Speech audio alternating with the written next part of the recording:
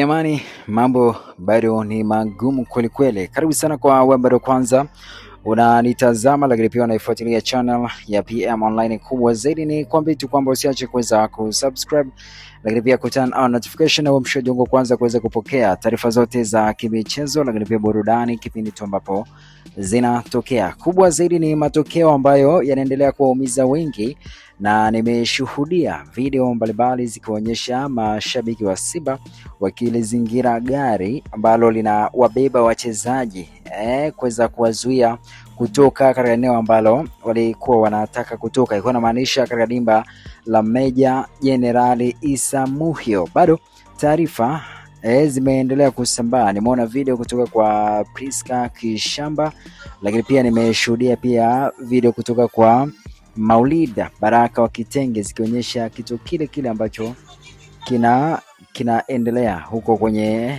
masuala mbalimbali ya ushabiki. Unajua, hisia zikiwa zimepanda, kila mtu amekuwa akifanya maamuzi ambayo sio mazuri. So taarifa ndo hizo. Mashabiki wa Simba wamelizingira gari la wachezaji wakiwa wanaonyesha kutokupendezwa na kile ambacho kinaendelea. Nimemshuhudia pia shabiki maarufu wa Simba Mama Boko akiwa uwanjani akifanya mazoezi na wachezaji baada ya mchezo, kwa kionekana akigubikwa na hisia na kulia, huku baadhi ya stewards ambao wamekuwa wakisimamia wachezaji uwanjani wakiwa wanataka kumtoa kwenye eneo la tukio. Lakini hicho sio kikubwa zaidi. Kikubwa ni kile ambacho amekiandika afisa habari na mawasiliano wa Simba Sports Club Ahmed Ali baada ya kuweza kuposti posta ikionyesha matokeo ya sare ya 1-1 kwa upande wa Simba. Ameandika hivi: asante Mungu, nyakati ngumu tumeumbiwa binadamu.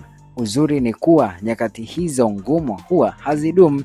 Ameweza kukosea hata spelling na kuandika ni uzuri nji kuwa nyakati hizo ngumu huwa hazidumu, kuonyesha kwamba kuna hisia nzito kwelikweli ambazo yuko nazo kwenye dakika hizi baada ya mchezo huu kuweza kumalizika. Nyuma video yake aliweza kuposti kwa ni anniversary na mpenzi wake kuweza kutimiza mwaka mmoja, lakini pia nyuma yake pia aliposti mashabiki akaandika, wale wa mbali tunaanza kujivuta mdogo mdogo kuelekea Mbweni kwa ipa support timu yetu. Bwana, hizo ndo zile ambazo zimeweza kutokea. Simba bado wanaendelea kusumbuliwa na kilele kile cha matokeo mabovu yanayoendelea kuandama. Bwana, usiache kusubscribe, lakini pia kuturn on notification na uwe mtongo kwanza kuweza kupokea taarifa mbalimbali za kimichezo pamoja na burudani pindi zinapotokea.